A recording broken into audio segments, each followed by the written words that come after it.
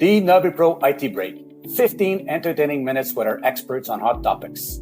They're designed to help you keep up to date on the latest IT trends.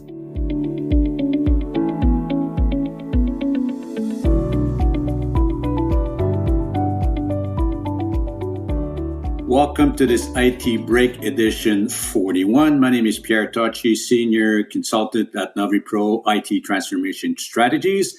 And this morning, my guest is Stephan Circle of Proofpoint. Good morning, Stephan. Good morning, Pierre. How you doing? I'm doing fine. Thank you for joining us today. Stephan, you chose today's topic being Proofpoint Security Awareness Training. Stephan, I hope we are not going to talk about registering to a website to get security training. I hope not. What's this all about? Yeah, absolutely, Pierre. Thank you so much. And that's not exactly what we're going for here. So our training program and our training platform is really geared towards helping change that end user behavior when it comes to recognizing cybersecurity threats that are out there.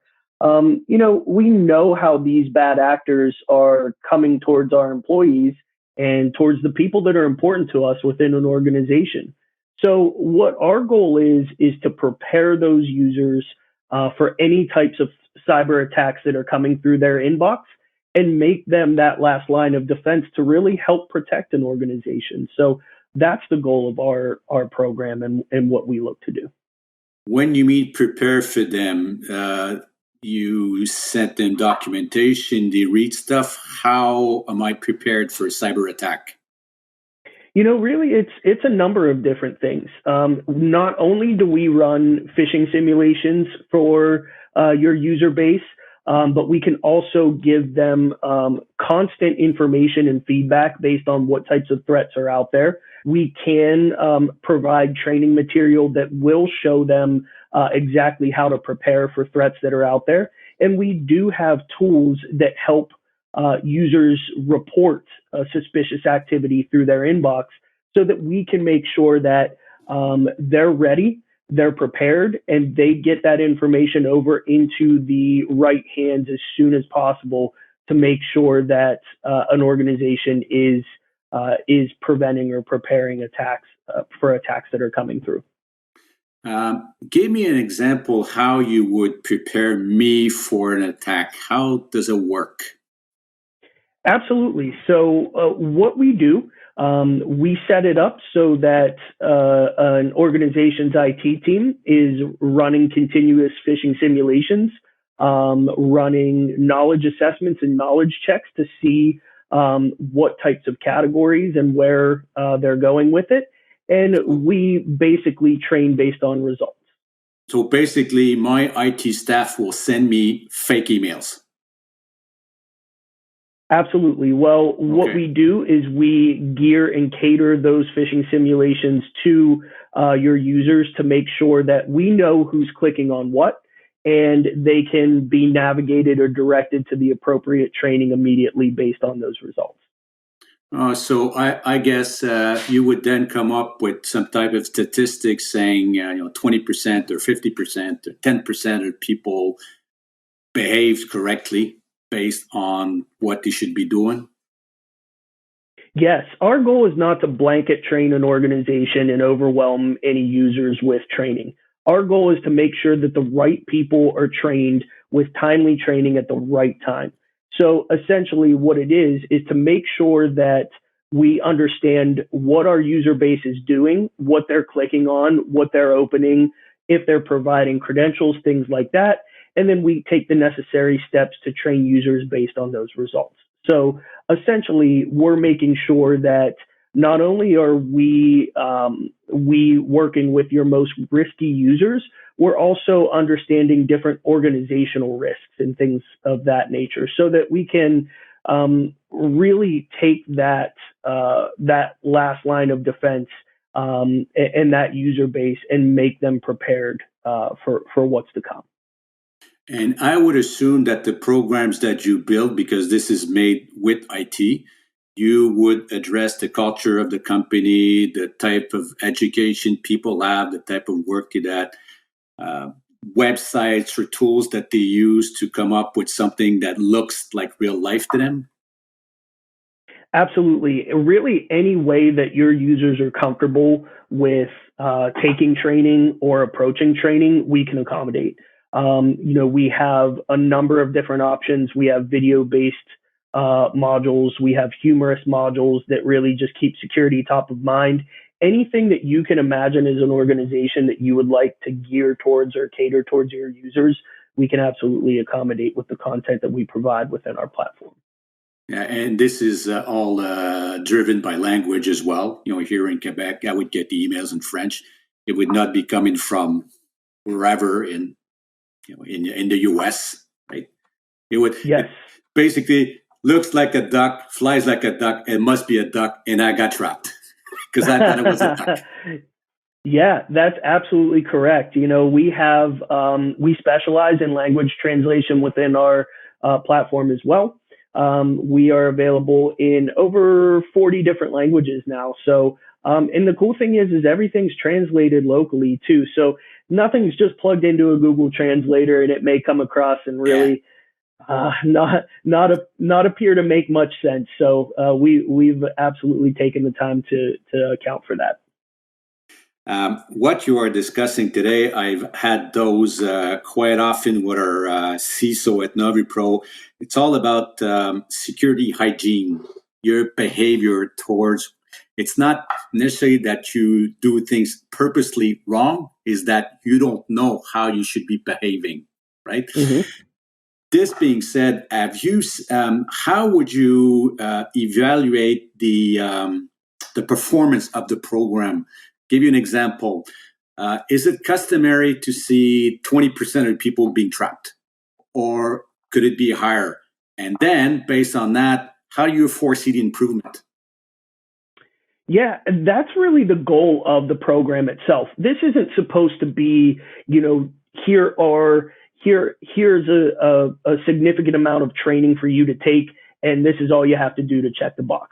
This is really a continuous training methodology, like we like to call it. So basically what you do is you want to start out and you want to get that baseline knowledge and understanding of where your user base is, which is why the phishing simulations and the knowledge assessments that we do provide are so important, because they are a great foundation and a great starting point for understanding what that percentage is. This is all catered towards specifically what your organization does and what your risk posture looks like. So understanding that immediately is something that is key to this program, because when you do those things and you run those types of simulations and you run those types of tests to really understand where your organization's knowledge is, that's when you can take the necessary steps to promote that user change, to promote that behavior change, and take those users that are willing to click on those things, give them the knowledge and understanding. This isn't punishment. This isn't something that because you did this, we're punishing you. No, everybody falls for these. This is a natural reaction. We need to understand that this threat, the threat landscape has changed so much that these bad actors are coming for your user base. And when we understand where your user base is being attacked and how vulnerable they are, then we can make sure that we take them and build on that and educate them based on those results so that they can recognize those threats and they can get those threats into the right people's hands so that ultimately the organization is not exposed. I would assume that prior to COVID last March 2020, it was rather easy to protect the critical area, should I say, because everything was coming from inbound, the firewalls at the enterprise and so forth. Now it's home office work, telecommute, my laptop, his laptop, her tablet, and we do emails from all over the place because we're at home. I would assume that the program has gained immense popularity, right? People are getting on board now. Yes. Yeah, you're absolutely correct. I mean, the whole shift in the landscape, as I had mentioned, has changed as we know it. Yeah. And there's so many different ways that users are being attacked. And the great thing is with Proofpoint's threat intelligence, of course, that we gain from the email protection side of things, we can build that into every facet of our platform as well. So with the phishing simulations, you will see things like real threats that are out there in the wild. You will see things around COVID vaccines. We have training on how to prepare working from home and how to be safe working from home. Our threat alerts that we can get out that let users know about different threats out there in the wild that we have seen cover specific threats like COVID-19 lures and a number of different things that we're seeing out there in the environment that are new. And that knowledge and that intelligence is really unique to Proofpoint because of the area that we are in, because of how involved we are within that threat landscape. We're able to take that and build that back into our end user program. So that's a really big advantage that Proofpoint has over other organizations out there that do things like this. Tell me about the IT staff now that they that have to own this. Basically, do they see this as another monitoring, another tool that I need to install? It's going to augment my day, and do they see this as a pain, basically? Not at all. Not at all. You know what's funny, Pierre, is a lot of IT professionals, they are looking for a program like this because a lot of them are tasked with creating some type of program to help this. This is a situation where organizations are finding this to be a necessity. And when you can have a mature and multifaceted program like we offer, it really helps an IT organization. And not only that, we do have a number of different customer service areas and offer fully managed service so that we can make sure that this isn't a burden or anything that may over encumber an IT staff. So, those are always different options that we have. But in general, this is a really positive thing for an IT team because they want to make sure that they have a structured program in place rather than having to worry about or coming up with this on their own. Yeah. And for them, I guess the dashboard is we've had 5 individuals that got trapped on this phishing campaign, 10 on that one. It's not a big buffet of people that got signal, but you go per, how should I say this, per dimension that you're darkening. This is what the dashboard would be all about. Yeah, absolutely. You have a number of different data points, a number of ways to track all of your information and all of the campaigns that you have done. We also have a lot of hands-free and automated tools. So, involvement based on directly what the users are clicking on. So that way, if your users, that way you're not taking a blanket approach to this. If your users are actively clicking where they shouldn't be, then they're going to be the ones that are receiving the different trainings, the different things that, are really helping increase their knowledge. So this isn't something that, we just, like I said, set it and forget it, where, the users just roll their eyes and say, oh, another training. That's not how our program works. No. Just something that came to mind. Maybe it does, maybe it doesn't do it. Can you go as far as saying when I use my iPhone, I'm more risky to fall into a trap than when I use my office computer? Can you go as far as that? That's a great question. Yes, we monitor that and we measure that. Okay.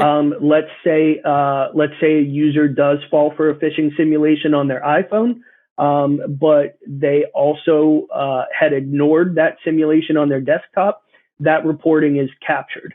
So we'll know exactly what browser they used whenever they fell for that simulation. We'll know where they were when they fell for the simulation.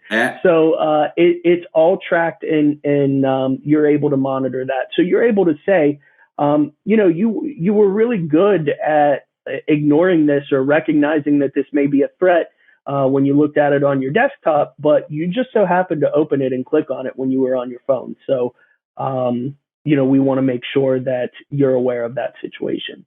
And ultimately, all of our information is fully mobile compatible too, so that even if a user is on their mobile phone, they have a way to report that suspicious email over to the IT team as well.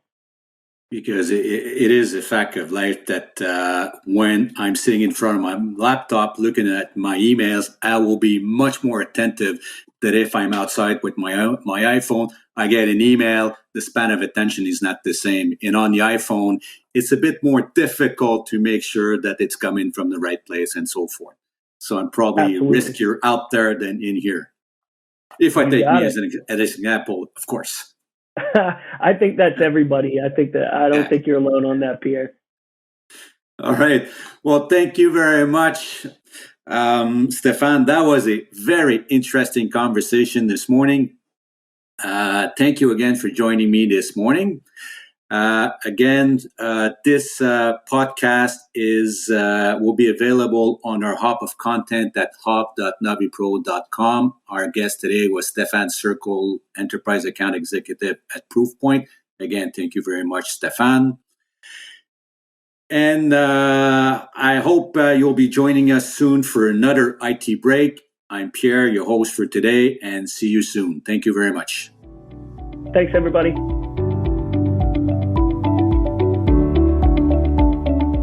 You want access to a range of cutting-edge information? Go to our online content area at hub.navipro.com.